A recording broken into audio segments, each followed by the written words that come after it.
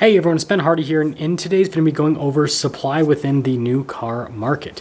Before we get in this video though, as always, if you want to save time and money the next time you purchase a car, link to my car buying guide in the description down below. And then a lot of the information in today's video comes from Cox Automotive. With that being said, let's get into it.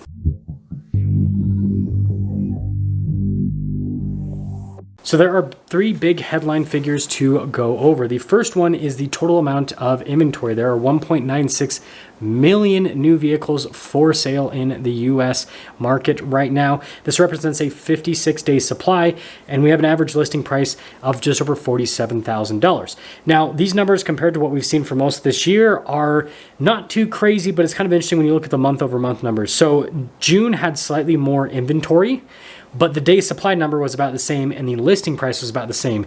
And so what this makes the new car market look like is no matter how many cars are actually available, people are just going to go in and buy. And again, that's kind of what's happening in the market, because again, we had slightly more inventory last month and slightly more people bought. Now, and when I say last month, I mean June, and then you look at July, slightly less inventory, slightly fewer people bought, and then I'm sure if inventory levels beef up again, you'll have more people buy. So it's kind of like this ebb and flow, but overall, it's pretty, neutral, right? There's not a lot of big ups and downs within the new car market.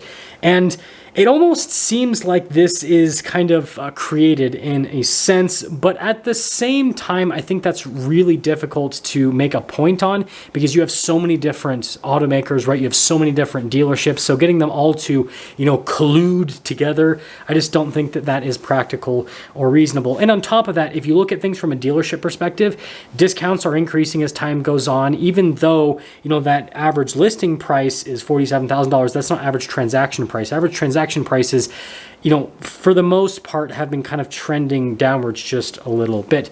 But anyways, if you take that into account with the fact that manufacturer rebates have also been increasing as time goes on, it doesn't seem like this is something that they're trying to create, because if dealers and manufacturers were trying to create a situation, they would want to make it so that, transaction prices transaction prices would be increasing and discounts would obviously be decreasing.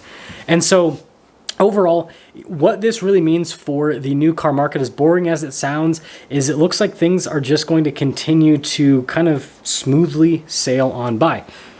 With that being said, I do see certain categories within the new car market having a little bit more volatility compared to the general trend. One of those such markets is the EV market. We've seen huge price declines year over year, and I think we're going to continue to see more price declines with EVs. Obviously, as better methods of production are found with EVs, right? They're going to be able to bring down production costs, and they'll probably, pass on some of those savings to customers. But I think the bigger bit of downward pressure on EVs is the fact that manufacturers keep building EVs and people are not buying them as fast as manufacturers are building them. Simple supply and demand. And again, Tesla's obviously the biggest player in the EV market. If they decide to do some more price cuts, that's going to put way more downward pressure on the overall EV market. So that market within the new car market, although a small market because it's only about 7%, is going to see more volatility. And then the other side of things is any cars that are still going for over original MSRP, I would be, and nobody ever recommends to pay over original MSRP, but I would be especially weary of those cars in today's market. There are some people that still think that, oh, this is a hot commodity, so it's okay to pay a little bit more because, it's going to have better resale on the secondhand market.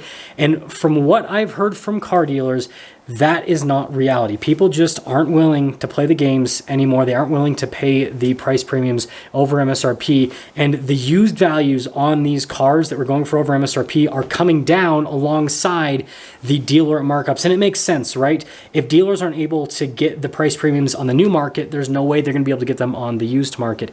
And so my recommendation, if you're looking at any vehicle that has still been going for over original MSRP, just be patient, because I can tell you from what I have been seeing happening in the market, the markups are going away. And if at this point in the market, if you pay any of these markups, the chances of you losing money are extremely high. Let me know what you guys think. I'll see you.